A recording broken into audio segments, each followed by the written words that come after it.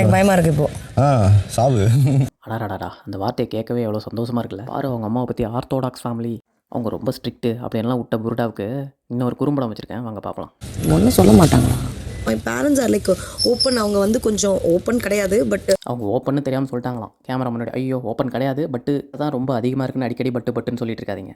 எஸ்கேவை சொன்னாங்க. இவ்வளோ போட்டு 24 hours அவங்க வந்து என்ன பண்ண போகிறாங்களோ தெரியல அப்படின்னு பயந்துட்டு இருக்க அந்த அம்மாவை பற்றி பார்க்கலாமா? எங்க அம்மா வந்து சீக்கிரம் லவ் பண்ணி சீக்கிரம் கல்யாணம் பண்ணி குழந்தை கூட வேண்டாம் கல்யாணத்தை பண்ணி. கேட்டுக்கிட்டீங்களா? இந்த மாதிரி அம்மாவுக்கு வந்து இவங்க பயப்படுறாங்களாமா. அவங்க அம்மாவுக்கு சீக்கிரம் கல்யாணம் பண்ணி குழந்தை பெற்றுக்கணும் தான் இருக்குது. அவங்களுக்கு குழந்தை வேணாமா, அதை வந்து அவங்க அம்மா சொன்னதா வந்து திணிக்கிறாங்க உட்காந்து. பண்ணி இல்ல லவ் பண்ணி கல்யாணம் பண்ணி ஏதாவது ஒண்ணு நான் பண்ணிடுறேன். இப்போ நீங்கள் சொன்ன 3 விஷயத்தில் லவ் பண்ணி கல்யாணம் பண்ணி இதெல்லாம் நடக்கல, ஏதோ ஒன்று பண்ணுறேன்னு சொன்னீங்களா, அதுதான் நடந்துச்சு. அதுவும் பாத்ரூமில். கரெக்டாக எனிவே முடிஞ்சிருச்சு, அவ்வளவுதான்.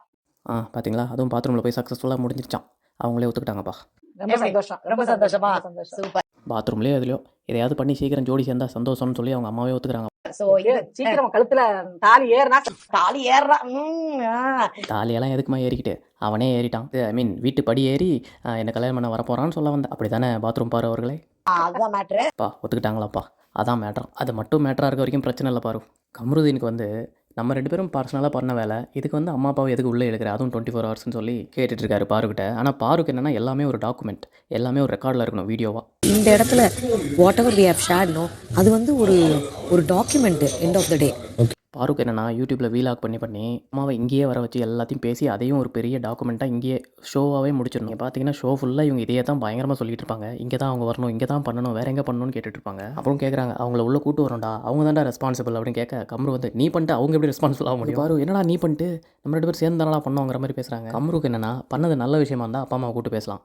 பாத்ரூமில் போய் பண்ணாத விஷயத்தை பற்றி என்னத்தை பேசுறது? இங்கே கொண்டு வந்து கேள்வி கேட்கிறேன். வேறங்க இங்கே பண்ணாமல் வேறு எங்கடா? இங்கே பண்ணாதானே எனக்கு அது டாக்குமெண்ட்டாக, நீ ஏன் என்னை விட்டு பிரிஞ்சுட்டு போயிட்டாலும் அதை நான் யூடியூப்பில் போட்டு சம்பாரிச்சிருவேன்டா அப்படின்னு சொல்கிறாங்க. வேறு ஒன்றும். அதனால் அவங்க பர்சனலாக பேசுகிறத விட கேமரா முன்னாடியே பேசி எல்லாம் முடிக்கணுன்றது தான் அவங்களோட எண்ணம். ஷோவில் சொல்கிறதுனால என்னடா பாருங்கள் எத்தனை தடவை அவரும் ஷோலெலாம் வேண்டாம் இது நல்லா இருக்காதுன்னு சொன்னால் ஷோவில் சொல்கிறதுனால என்னடா இதில் ஓவராக கடுப்பாக தான் அவர் பயங்கரமாக சண்டை போட்டது அவங்க கூட. அப்புறமா சொல்கிறாங்க இங்கே ஆரம்பித்த விஷயத்தை எங்கள் அம்மாட்ட நான் இங்கேயே சொல்லி எக்ஸ்பிளைன் பண்ண போகிறேன், அவ்வளோதான். அப்படி பார்த்தா பாரு ஆரம்பித்தது பாத்ரூமில் உட்காந்து எக்ஸ்பிளைன் பண்ண முடியுமா? உங்கள் லாஜிக் படி வந்தால் கேவலமாக இருக்குல்ல.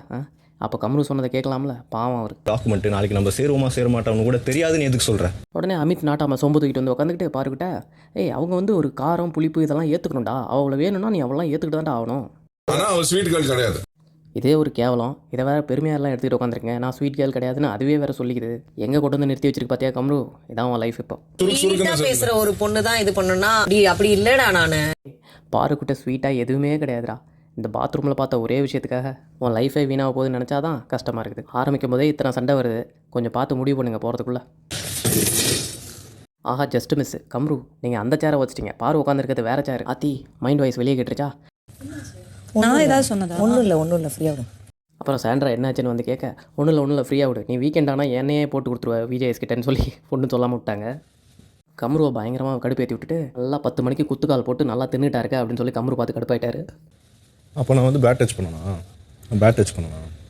பாருக்கு வந்து இவர் பேட் டச் பண்ணிட்டாருன்னு ரெஜிஸ்டர் பண்ணோம், அதுதான் அவங்களோட கேம் ஸ்ட்ராட்டஜி. அதனால தான் பார்த்தீங்கன்னா ஒரு தடவை கூட இல்லைடா நீ அப்படிலாம் பண்ணலை, நம்ம 2 பேர் சேர்ந்து தான் பண்ணோன்னு ஒரு தடவை கூட சொல்லியிருக்க மாட்டாங்க. இதில் கூட வந்து நீ சும்மா இருக்கியா, நீ கொஞ்சம் சும்மா இருக்கியா, நம்ம இதை பற்றி பேசிட்டோம்னு சொல்லி காலை தான் வதச்சு விடுவாங்க. பொண்ணு ஒத்துக்காமல் சும்மா போய் தொடர அளவுக்கு நாங்கள் கேவலமான ஆள் கிடையாது அப்படின்னு சொல்லி சொல்கிறாரு. உடனே பாருக்கு ஐயோ நம்ம பேர் டேமேஜ் ஆகுதுன்னு சொல்லி நீ சும்மா இருன்னு வாய முடுறாங்க. நான் லைஃப்ல பேசவே மாட்டேன் பாரு கூட.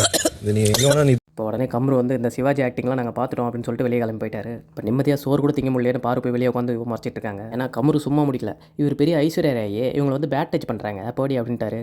ஆத்தி இவங்க கூட இருந்தால் நிம்மதியாக சோறு கூட திங்க முடியாதே போலன்னு வந்து முறைச்சிட்டு உட்காந்துருக்காங்க. பாரு நீ சொல்லலைன்னா என்ன, நான் கம்ரு கிட்ட கேட்டுக்கிறேன்னு போய் கதையை அங்கே போய் கேட்டாங்க சாண்ட்ரா. அப்போ தானே அவங்களுக்கு பேசுறதுக்கு பாயிண்ட் கிடைக்கும் விஜய்ஸ் கிட்ட. இப்போ சொல்லுங்கள் பாருவோட ஃபேமிலி உருட்டுகளை பற்றி நீங்கள் என்ன நினைக்கிறீங்கன்னு கமெண்ட்டில் சொல்லுங்கள். வீடியோ பிடிச்சா ஒரு லைக் அண்ட் ஹைப் பண்ணிவிடுங்க. தேங்க்யூ.